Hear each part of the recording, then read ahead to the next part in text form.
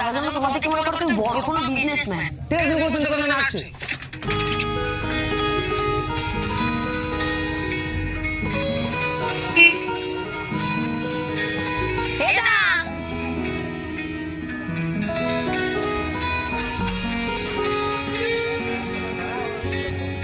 কি কাজ করো তুমি?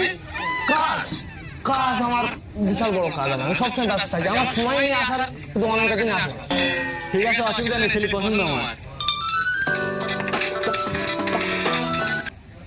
হ্যালো, হ্যাঁ, আরে ঠিক আছে, কোনো অসুবিধা নেই। ঠিক আছে, ঠিক আছে, ঠিক আছে, তাহলে আমি আসলাম, আমার ইমার্জেন্সি কল এসছে। ঠিক আছে অনুকা।